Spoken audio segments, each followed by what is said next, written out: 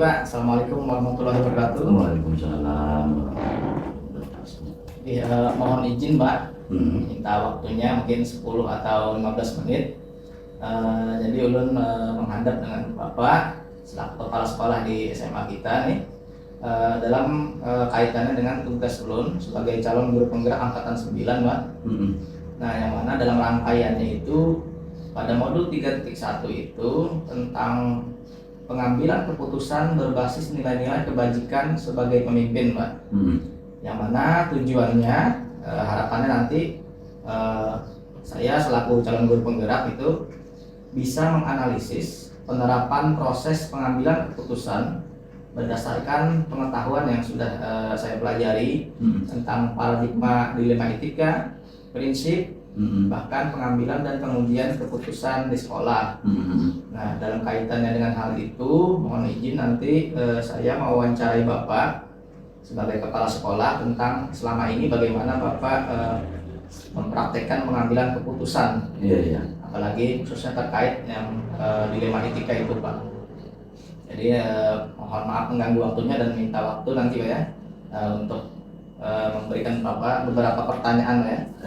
Mungkin bisa dimulai Pak? Bisa, boleh.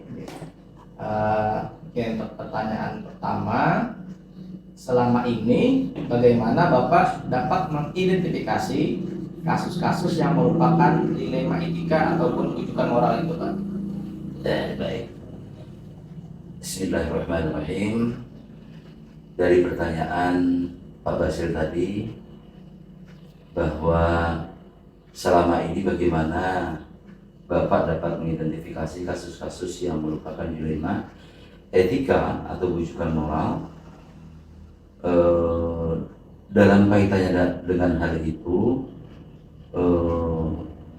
Bapak dalam mengidentifikasi permasalahan yang ada di SMA Negeri 1 Kuranji, ada dua hal yang terjadi, yaitu bisikan-bisikan atau bujukan-bujukan moral dan dilema etika, di mana yang Bapak pahami adalah bahwa bujukan atau bisikan-bisikan moral atau benar antara vs salah adalah sebuah situasi yang terjadi di mana seseorang dihadapkan pada situasi benar atau salah. Nah, dalam kaitannya hal itu, Bapak mengambil sebuah keputusan.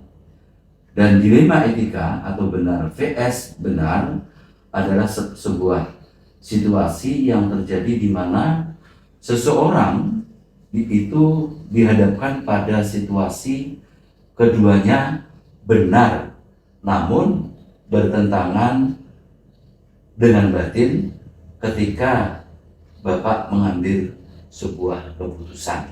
Misalnya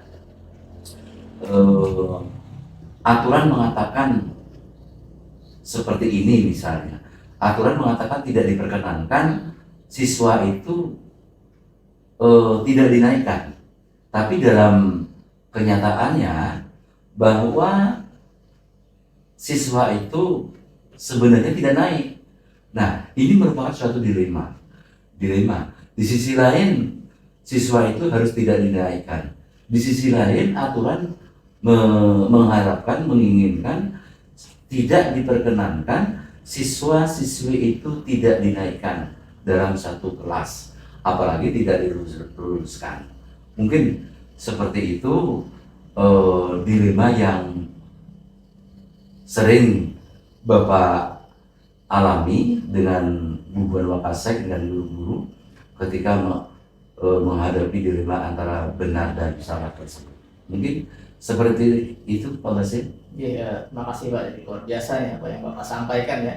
Bagaimana mengidentifikasi dilema etika maupun rujukan moral. Bahkan Bapak tadi langsung memberikan contoh nyata ya, bagaimana selama ini penanganan dilema etika kepada siswa. Oke, mohon melanjutkan ya Pak. Iya. Selama ini bagaimana Bapak menjalankan keputusan pengambilan di sekolah Bapak, terutama kasus-kasus di mana ada dua kepentingan yang sama-sama benar atau sama-sama mengandung nilai kebaikan yang sama. Baik. sebagai seorang kepala sekolah atau pimpinan di lembaga SMA Negeri 1 Kuranji, ketika dihadapkan dalam situasi mengambil keputusan, tentunya Bapak harus mengidentifikasi permasalahan tersebut terlebih dahulu. Nah, apakah kasus tersebut berada di bujukan moral atau dilema etika? Nah, selanjutnya ada beberapa hal yang perlu kita lakukan untuk mengambil keputusan, yaitu kita harus memperhatikan 4 paradigma dilema etika, 3 prinsip dan 9 langkah pengujian keputusan tersebut. Jadi maksudnya sebelum Bapak mengambil suatu keputusan tersebut, betul-betul harus dipikirkan secara masak-masak. Jangan sampai nanti ibaratnya itu apa ya? Ibaratnya itu nanti keputusan itu justru nanti tidak menguntungkan gitu. Artinya kebijakan atau keputusan yang Bapak ambil itu nanti diharapkan itu bisa membuat elemen-elemen yang menerima kebijakan atau keputusan itu menerima dengan penuh ikhlas dan tanggung jawab. Jangan sampai nanti mengomel di belakang gitu loh. Artinya sebelum keputusan itu diambil, sebelum kebijakan itu diambil, harus dipikirkan secara masak-masak terlebih dahulu. Mungkin itu. Makasih Pak, luar biasa tadi ya. Jadi selama ini Bapak dalam mengambil keputusan itu menyaring terlebih dahulu Pak ya. Betul. Apakah rujukan moral atau dilema etika. Iya. Kemudian selanjutnya harus mempertimbangkan dengan masak-masak gitu Pak ya. Betul. Agar hasil keputusan tadi diterima oleh elemen-elemen gitu ya. Agar dapat dijalankan dengan ikhlas dan penuh tanggung jawab. Betul. Iya, luar biasa sekali Pak ya. Iya. Selanjutnya kira-kira nih Pak, adakah langkah-langkah atau prosedur yang biasa Bapak lakukan selama ini dalam terkait pengambilan keputusan kalau ada dilema etika itu Pak? Baik, ketika di sekolahan itu terjadi suatu dilema, yang pertama kali Bapak lakukan itu adalah dengan mengidentifikasi permasalahan-permasalahan yang ada, kemudian Bapak mengenali nilai-nilai apa saja yang bertentangan dalam situasi tersebut. Nah, setelah itu Bapak baru menentukan siapa yang terlibat dalam permasalahan itu. Nah, dalam hal ini seringkali Bapak melibatkan bubuhan para wakasek, 4 wakasek itu selalu Bapak libatkan ketika Bapak akan mengambil suatu keputusan, termasuk kepala staf tata laksana. Itu selalu berkumpul dulu. Nah, apa setelah kami musyawarahkan, apa nanti langkah apa yang nanti Bapak ambil? Nah, setelah itu saya baru menentukan siapa yang terlibat dalam hal ini. Nah, kemudian Bapak akan melakukan pengujian benar atau salah. Nah, melaksanakan ketiga prinsip, yaitu prinsip resolusi, mencari kemungkinan penyelesaian atau opsi D5. Selanjutnya Bapak akan membuat keputusan, kemudian merefleksikannya dalam kehidupan sehari-hari gitu. Oke, luar biasa Pak ya. Apa yang Bapak sampaikan tadi dalam mengambil suatu keputusan ketika dihadapkan kepada dilema etika, dimulai dengan mengidentifikasi tadi Pak ya. Betul. Kemudian mencari tahu nilai kebaikan apa yang bertentangan gitu Pak ya. Iya, betul. Setelah juga mengumpulkan fakta dan mungkin yang saya garis bawahi tadi sangat penting untuk melibatkan wakasek tadi wakasek dan atas. Wakasek atas untuk melakukan musyawarah terkait pengambilan keputusan itu. Luar biasa Pak ya. Nah, oke, untuk selanjutnya hal-hal apa saja yang selama ini Bapak anggap efektif dalam pengambilan keputusan, terutama pada kasus-kasus yang berkaitan dengan dilema etika itu Pak? Baik, ketika kita berhadapan dengan dilema etika, hal yang cukup efektif dalam pengambilan keputusan pada kasus dilema etika adalah menggunakan 3 prinsip resolusi. Resolusi itu yaitu berpikir berbasis hasil akhir. Nah, berorientasi pada aturan yang benar dan mengutamakan rasa kepedulian. Nah, rasa kepedulian inilah yang sangat penting sekali dalam kehidupan kita sehari-hari, baik itu di lingkungan keluarga, sekolah, masyarakat, bangsa, dan negara. Nah, kemudian juga memperhatikan dampak jangka panjang juga merupakan hal yang efektif. Selain itu juga sering kali Bapak melakukan diskusi dengan para wakasek dan katas serta pemangku kepentingan yang ada di sekolah seperti komite sekolah itu untuk menyelesaikan sebuah kasus atau permasalahan-permasalahan yang ada di sekolah. Tidak mungkin Bapak sebagai pimpinan atau sebagai kepala sekolah itu mengambil keputusan itu dengan keputusan sendiri. Kalau keputusan itu diambil sendiri, otomatis baik menurut Bapak misalnya, tapi belum tentu baik menurut guguran para wakasek atas, bahkan ketua komite belum tentu. Tapi kalau dimusyawarahkan terlebih dahulu, otomatis itu nanti akan menghasilkan suatu keputusan yang sangat bijak dan tidak merugikan pihak-pihak yang melaksanakan keputusan atau kebijakan itu sendiri. Mungkin itu dulu. Luar biasa nih Pak. Saya dapat banyak nih dari penyampaian Bapak tadi terkait cara efektif Bapak dalam mengambil keputusan kasus dilema. Dimulai dari 3 prinsip resolusi tadi Pak ya, yang Bapak garis bawahi tadi mengutamakan rasa peduli gitu ya. Iya betul. Kemudian juga memperhatikan dampak jangka panjang. Selain itu juga melibatkan pemangku kepentingan yang lain seperti komite. Iya. Dan juga tadi Bapak menekankan kembali bahwa pentingnya musyawarah itu Pak ya. Betul. Oke, luar biasa sekali Pak. Oke, selanjutnya hal-hal apa saja yang selama ini merupakan tantangan dalam pengambilan keputusan pada kasus dilema etika ya Pak? Baik, menurut Bapak dilema etika itu adalah permasalahan yang memang agak sulit untuk diputuskan karena menyangkut hal yang sama-sama benar. Nah, itu adalah tantangan. Namun, Bapak kembali lagi pada nilai-nilai yang Bapak pegang teguh dan aturan-aturan yang berlaku serta tidak melupakan kepedulian terhadap sesama harus saya pertimbangkan. Artinya apa? Artinya Bapak itu ketika menerima tantangan-tantangan itu, keputusan-keputusan yang akan diambil itu betul-betul harus dipertimbangkan secara masak-masak. Demikian. Iya, biasa nih Pak. Jadi pasti tentu ada tantangannya Pak ya. Betul. Mengambil keputusan nih Bapak sebagai kepala sekolah nih.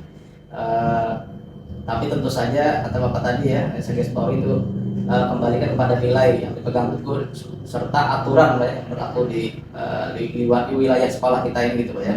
Oke, luar biasa. Oke, selanjutnya Pak ya. Apakah Bapak nih memiliki tata cara atau jadwal tertentu dalam menyelesaikan kasus etika-etika dilema? Apakah Bapak langsung menyelesaikan di tempat ataukah Bapak punya jadwal untuk menyelesaikannya? Dan kira-kira bentuk atau prosedur seperti apa yang Bapak jalankan terkait ada dilema etika? Baik,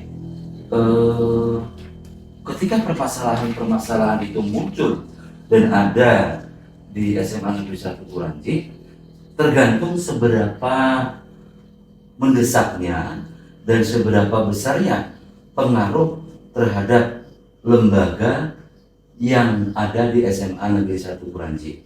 Nah, jika permasalahan-permasalahan itu memerlukan waktu dan pihak-pihak lain yang terlibat, maka Bapak membuat alokasi waktu yang khusus. Akan tetapi kalau misalnya tidak ada, maka terlebih dahulu harus kembali lagi, harus dimusyawarahkan terlebih dahulu. Jadi sekali lagi, seberapa penting permasalahan-permasalahan itu harus diselesaikan. Apakah harus diselesaikan hari ini atau bisa ditunda? Nah, biasanya kalau para wakasek itu melaporkan kepada Bapak itu adalah permasalahan-permasalahan yang sangat urgent, dan hal itu memerlukan waktu yang cepat. Misalnya seperti, walaupun di SMA kita itu jarang sekali terjadi dan tidak pernah, misalnya perkelahian. Seperti perkelahian itu nggak mungkin misalnya harus diselesaikan besok-besok, nggak bisa. Itu urgent, itu penting sekali, dan hari itu kejadiannya, maka hari itu juga harus diselesaikan, tidak bisa ditunda-tunda. Nah, jadi intinya melihat urgent atau tidaknya permasalahan itu. Kalau urgent berarti langsung dieksekusi. Kalau tidak urgent, misalnya seperti perpindahan, contohnya pindah sekolah dari SMA luar misalnya mau ke SMA kita, itu kan tidak terlalu urgent. Misalnya rekomendasi itu bisa tidak harus diberikan hari ini misalnya. Kebetulan misalnya Bapak sebagai kepala sekolah itu pada hari itu misalnya sangat sibuk sekali dan tidak mungkin untuk menandatangani rekomendasi itu bisa ditunda. Demikian dulu. Oke, terima kasih Pak. Jadi luar biasa tadi ya. Jadi Bapak apakah mempunyai jadwal tertentu kembali kepada mengidentifikasi prioritas-prioritas yang ada ya terkait suatu permasalahan dalam pengambilan kebijakan. Nah, jadi kata Bapak tadi itu harus menimbang yang mana urgent dulu ya. Betul.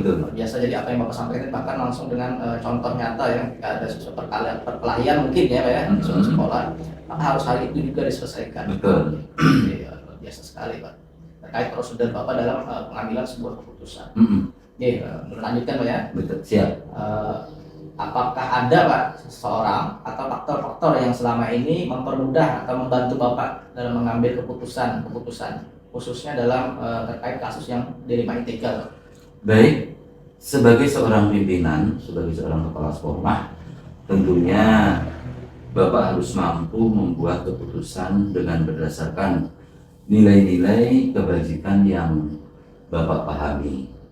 Nah, namun demikian, seperti yang Bapak sampaikan di muka tadi bahwa ketika mengambil suatu keputusan, siapa-siapa saja sih yang dilibatkan. Jadi seperti biasa tadi sudah Bapak sampaikan di depan bahwa ada 4 wakasek yang selalu Bapak libatkan dan kepala staf tata usaha yang selalu Bapak mintai pendapat ketika ada permasalahan-permasalahan dan Bapak harus mengambil suatu keputusan atau kebijakan tersebut. Jangan sampai, tadi sudah di depan sudah Bapak sampaikan, jangan sampai nanti kebijakan atau keputusan yang Bapak ambil itu salah, walaupun menurut Bapak itu benar, tapi kan menurut orang lain belum tentu benar gitu loh. Nah, itu mungkin jadi faktor-faktor yang selama ini mempermudah atau membantu Bapak dalam pengambilan keputusan dalam kasus-kasus dilema etika itu, yaitu 4 wakasek dan ke atas itu sendiri. Ada 5 orang yang selalu Bapak panggil. Nah, kalau guru BP itu jarang, karena guru BP itu adalah cukup menangani masalah-masalah yang dihadapi oleh siswa itu sendiri. Itu. Oke, luar biasa Pak ya. Jadi tentu sebagai pimpinan tidak mungkin memutus sendiri suatu keputusan gitu ya. Pasti melibatkan seorang. Nah, Bapak tadi luar biasa ya, selalu musyawarah melibatkan 4 Wakasek dan ke atas. Iya. Sehingga keputusan yang diambil itu kecil peluangnya untuk membuat kepala sekolah itu merasa tidak nyaman. Iya. Justru keputusannya adalah bulat, bahkan membuat elemen dari kata Bapak di awal-awal tadi ya. Betul. Elemen yang terlibat itu merasa ikhlas dan bertanggung jawab dalam menjalankan keputusan itu. Oke, pertanyaan terakhir ya Pak mungkin ya. Oke, dari semua hal yang telah Bapak sampaikan tadi, pembelajaran apa yang dapat dipetik nih Pak dari pengalaman-pengalaman Bapak dalam mengambil keputusan dilema etika itu Pak? Baik, pengalaman-pengalaman yang bisa diambil dan dipetik ketika menangani permasalahan-permasalahan yang ada di SMA Negeri 1 Kranji itu adalah nilai-nilai kebijakan dalam diri kita masing-masing. Nah, prinsip pengambilan keputusan, terus paradigma berpikir kita, dan langkah-langkah ketika kita akan mengambil suatu keputusan. Dan langkah-langkah pengambilan keputusan itu akan menjadi dasar pengambilan keputusan yang bertanggung jawab. Seperti moto di SMA Negeri 1 Kranji itu adalah ikhlas, rela berkorban, dan bertanggung jawab dalam melaksanakan tugas. Itulah nilai-nilai yang bisa kita ambil ketika Bapak menghadapi berbagai permasalahan-permasalahan dilema etika yang ada di SMA Negeri 1 Kranji. Nah, dengan demikian artinya semua nanti siapapun yang akan menjadi pimpinan di SMA Negeri 1 Kranji itu betul-betul ketika mengambil keputusan, ketika mengambil kebijakan itu betul-betul menggunakan nilai-nilai kebajikan yang ada dalam diri kita masing-masing. Jangan menonjolkan emosional yang kita miliki. Mungkin itu yang Bapak sampaikan dalam kesempatan wawancara kita pada hari ini. Mudah-mudahan apa yang kita lakukan itu diberkati oleh Allah Subhanahu wa Ta'ala. Terima kasih Pak. Jadi dalam Bapak pembelajaran ya, pembelajaran juga untuk saya nih. Jadi ini kembalikan kepada nilai-nilai ya. Betul. Bahkan memang benar ya, di sekolah kita ada moto ikhlas, rela berkorban, dan bertanggung jawab itu menjadi dasar juga Pak ya dalam mengambil keputusan itu. Oke, terima kasih nih Pak atas waktunya dalam sesi wawancara ini. Sangat banyak tadi ilmu bahkan pengalaman yang sudah Bapak bagikan kepada saya nih ya. Mohon izin nanti untuk kiranya bisa saya amalkan Pak ya, ketika nanti kelak mungkin saya akan menghadapi juga sebuah dilema-dilema etika seperti itu Pak ya. Jadi apa yang Bapak sampaikan tadi itu di luar apa yang saya harapkan, malah lebih Pak ya. Ini terkait gambaran Bapak dan mengambil keputusan, bagaimana prosedurnya, bahkan Bapak sudah sampaikan kasus-kasus atau studi kasusnya. Jadi dari apa yang Bapak sampaikan tadi memang pengalaman sebagai kepala sekolah atau pemimpin Bapak itu artinya tidak bisa dibohongi gitu ya. Ketika dalam mengambil suatu keputusan itu hasilnya pasti bulat, bahkan dapat dipertanggungjawabkan. Bahkan keputusan-keputusan yang Bapak ambil itu tidak membuat berbagai pihak itu merasa tidak nyaman. Betul. Oke, jadi terima kasih Pak atas ilmu yang Bapak bagikan kepada saya nih. Mungkin nanti habis ini saya akan analisis.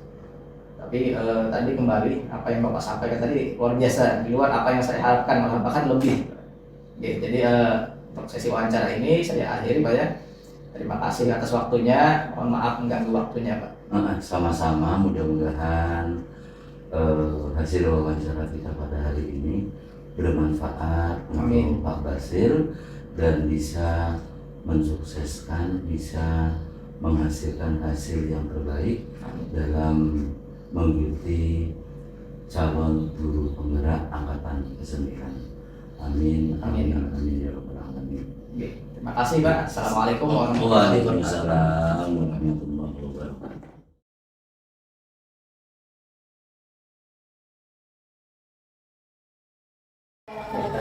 Selamat pagi Pak Rasiman. Selamat pagi Pak. Gimana kabarnya hari ini Pak? Alhamdulillah baik. Baik Pak ya? Alhamdulillah. Alhamdulillah. Gini Pak, Ya, mohon izin nih saya datang ke sekolah Bapak Pak ya, terkait tugas guru penggerak ya. yang ada pada modul 3.1 tentang pengambilan keputusan berbasis nilai-nilai kebajikan sebagai pemimpin ya Pak. Oh ya, ya. Adapun tujuan dari modul ini itu harapannya nanti saya sebagai calon guru penggerak angkatan 9 Ya, dapat menganalisis penerapan proses pengambilan keputusan berdasarkan pengetahuan yang telah dipelajari tentang bagaimana itu paradigma dalam dilema etika, prinsipnya, bahkan pengambilan dan pengujian keputusan di sekolah, oke. baik di sekolah saya maupun di sekolah dalam lingkup wilayah ya. Ya, Untuk ini saya berkunjung nih ke tempat Pak Rasiman ya di SDN kurang. Kuranji ya. Oke.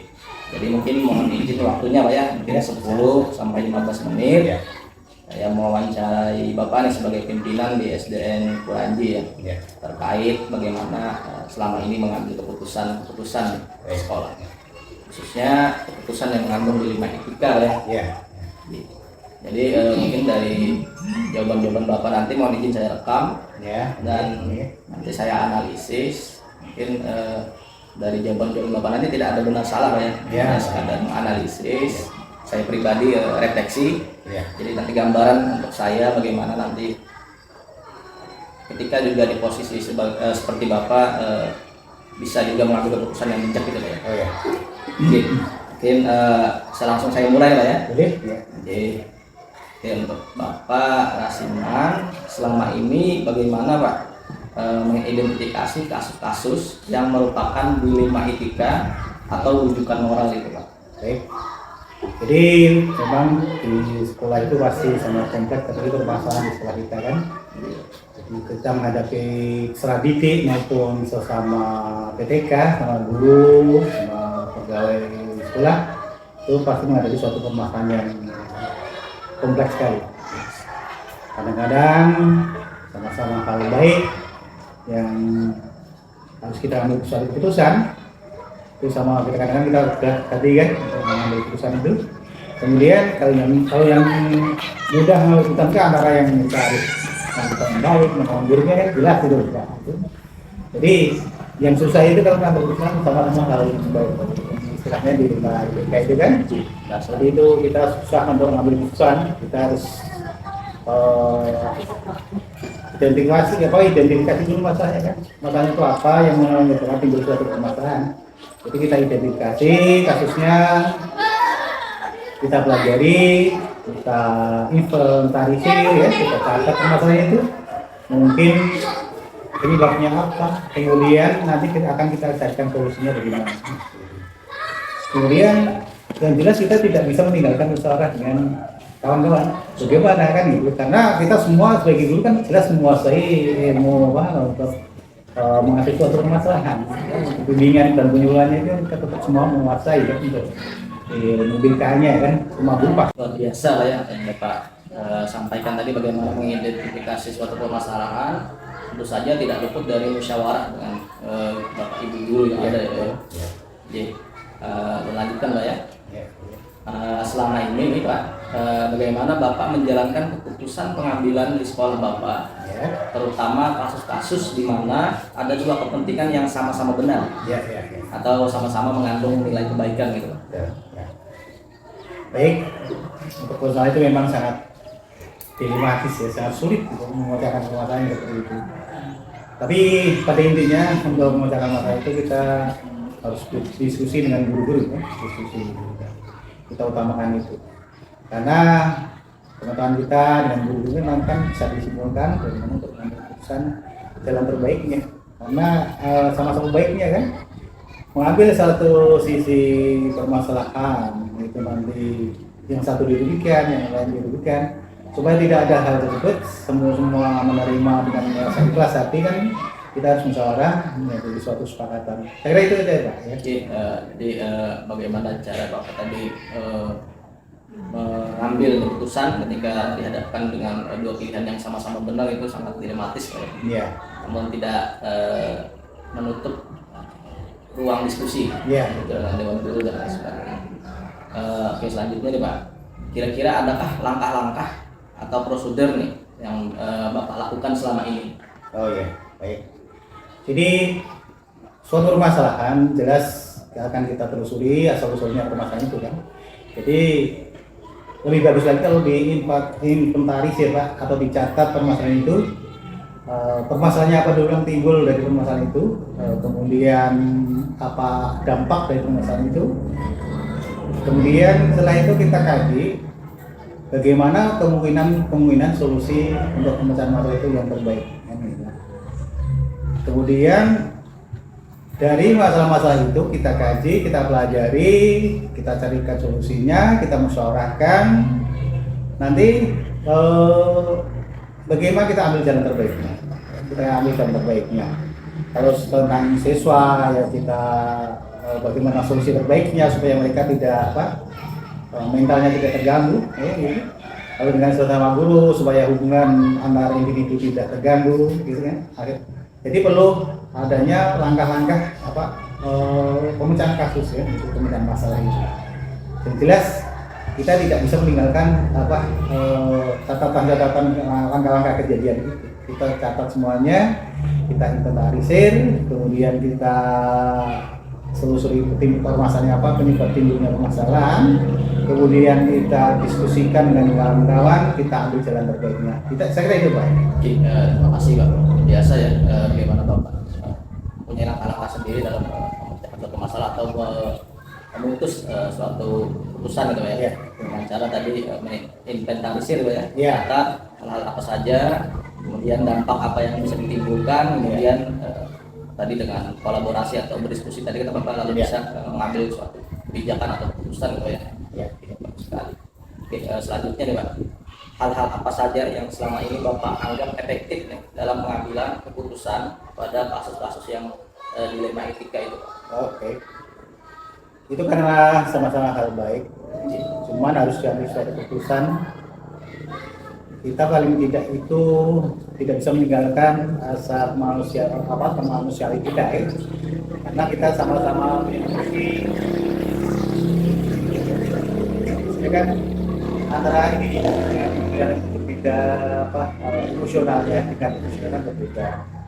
Jadi paling tidak kita tahu apa yang mereka lakukan itu apa penyebabnya. Artinya apa? Kita bicara dari hati ke hati dengan mereka. Dari hati, penyebabnya apa? Kemudian kalau lebih bagus lagi ada pendekatan secara individual. Sebelum kita mengambil keputusan secara lebih luas lagi, kita adakan pendekatan secara individual. Masing-masing terjadi. Dengan anak-anak pun demikian juga, ya. Misalkan anak-anak kenapa dia nakal segalanya itu, kemudian dia mau bilang ke kawannya kenapa dia melakukan itu kan, itu harus kita dekati apa sebabnya dia melakukan alasan-alasannya. Dengan guru-guru pun sebenarnya itu juga, demikian itu juga ya. Jadi harus ada pendekatan secara emosional dengan guru-guru, kita sampaikan dari hati ke hati. Mereka akan akhirnya lebih apa ya, lebih terbuka mungkin Pak. Itu Pak mungkin yang lebih biasa ya. Jadi tadi cara efektif menurut Bapak tadi dengan pendekatan individu ya. Dari hati ke hati. Oke, selanjutnya nih hal-hal apa saja yang selama ini merupakan tantangan ya dalam pengambilan keputusan ada kasus-kasus yang ada dilema etikanya. Baik, itu memang kita namanya yang di sekolah itu ibarat keluarga ya. Ibarat keluarga, satu dengan itu kalau saya di sekolah dengan para guru-guru seperti saudara ataupun kadang-kadang seperti anak dengan orang tua. Dengan murid seperti itu juga kan, seperti orang tua dengan anak kan. Jadi kadang-kadang kita timbul rasa gimana ya, untuk mengambil suatu keputusan itu timbul rasa tidak enak, ada perasaannya, ataupun istilahnya Pak, ada timbul rasa kasihan, bagaimana memberikan sanksi kan. Memang untuk memberikan sanksi suatu permasalahan itu kita terakhir dan terpaksa memberikan suatu sanksi kepada peserta didik maupun kepada sahabat kita kan gitu. kalau kita atau kawan-kawan kita, mitra kita kan, itu kita harus mempertimbangkan perasaan kita. Kadang-kadang tantangannya itu kita ke berat, ini kawan dekat saya gimana atau memberi putusan kan, ini anak murid saya ini anaknya baik, kalau disuruh-suruh ikut gitu. Kadang-kadang kita nggak tega, itu tantangannya. Karena apa ya, memang untuk menegakkan suatu aturan atau norma itu kita tidak boleh melibatkan hati kan, harusnya. Tapi tetap aja kita secara manusia tetap melibatkan itu Pak, nggak bisa itu tantangan yang kita dengan itu Pak. Oke, biasa nih Pak, yang saya sampaikan tadi nih. Tentu saja ada tantangan ya dalam mengambil keputusan. Tadi ada rasa kasihan atau tidak enak Pak ya. Iya, betul. Tidak setelah suatu hal itu. Oke, selanjutnya Pak, apakah Bapak memiliki tata cara atau jadwal tertentu nih dalam penyelesaian suatu kasus dilema etika? Baik. Apakah Bapak langsung menyelesaikan di tempat atau memiliki jadwal untuk menyelesaikannya? Atau prosedurnya seperti apa yang Bapak jalankan kira-kira? Kalau untuk menangani suatu kasus Pak, saya tidak pernah terjadwal dulu. Biasanya saya spontanitas. Kalau timbul suatu masalah, kepingin saya cepat selesai masalah itu. Kalau ditunda-tunda nanti akan berlarut-larut dan berkembang masalah itu Pak. Saya jangan berkembang. Jadi kalau memang ada permasalahan, biasanya langsung saya identifikasi permasalahannya, kemudian diinventarisir, dicatat, kemudian kita suarakan dengan guru-guru dengan yang bersangkutan, supaya masalah itu cepat clear, kita di dalam melaksanakan tugas segera bisa normal kembali. Kalau suatu permasalahan disimpan, ditimbul, nanti akan timbul kasus-kasus baru lagi. Jadi lebih baik segera selesaikan suatu permasalahan itu yang timbul dalam lingkup kita, itu permasalahan kita. Itu Pak. Iya, Pak. Ini tadi apa jadwal tertentu tidak ada Pak, Tidak tapi ada, bisa langsung. Biasanya. Pak Rasiman mempunyai prinsip bahwa susun prioritasnya gitu Pak ya. Iya. Kalau bisa secepat mungkin diselesaikan agar tidak ada masalah yang berlanjut gitu ya. Gitu. Biasa sekali. Lanjut Pak ya. Adakah seseorang atau faktor-faktor apa yang selama ini mempermudah atau membantu Bapak dalam mengambil keputusan atau dalam kasus-kasus dilema etika ini? Oh, iya. Memang di dalam mengambil suatu keputusan itu memang kita di samping ada tantangannya, ada kemudahannya Pak. Kemudahnya itu kita itu tadi dari seorang itu Pak, nanti akan timbul ide dari kawan-kawan membuat kita dalam mengambil suatu keputusan. Jadi dari semua pendapat itu nanti kita simpulkan mana terbaiknya untuk mengambil suatu keputusan itu. Di samping itu kita memang harus berpegang juga pada aturan-aturan yang ada, seperti terkait dengan keserahan didik kan, tetap harus tidak boleh meninggalkan aturan-aturan perlindungan terhadap anak gitu kan. Kita prioritaskan kejiwaan anak itu bagaimana supaya di dalam pengambilan suatu keputusan anak akhirnya tidak tertekan, mereka tidak terganggu perkembangan kejiwaannya. Kalau dengan sesama guru kita tidak boleh mencas salah satu gurunya, kemudian mereka menjadi sakit hati dan bagaimana ya, sehingga hubungan interaksi antara kita antar individu menjadi terganggu. Jadi dari cara bermusyawarah itu akan memberikan kemudahan bagi kita. Di samping aturan-aturan yang tersedia, gitu Pak. Jadi luar biasa ya. Dari tadi dengan musyawarah artinya dalam pengambilan keputusan itu Bapak melibatkan dewan guru Ya, ya. betul. Dan tentu saja berpatokan pada peraturan yang ada Pak ya, Ya, untuk siswa ataupun untuk guru-guru gitu Pak ya. Terima kasih Pak. Dan selanjutnya dari semua hal yang telah disampaikan tadi, pembelajaran apa nih yang dapat Bapak petik dalam pengalaman Bapak mengambil keputusan dilema etika? Oh ya.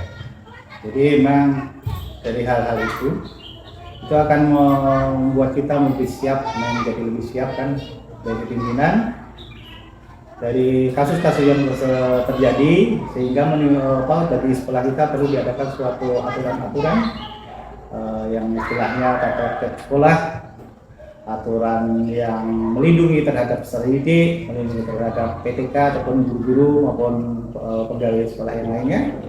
Jadi yang jelas dari pengalaman itu akan memberikan kepada kita gambaran wawasan yang lebih luas ke depannya, lebih kita dari kesimpulan itu lebih kita buat aturan-aturan yang akan menyebabkan pembelajaran di sekolah kita akan menjadi lebih baik, lebih teratur, lebih sistematis. Saya kira itu Pak.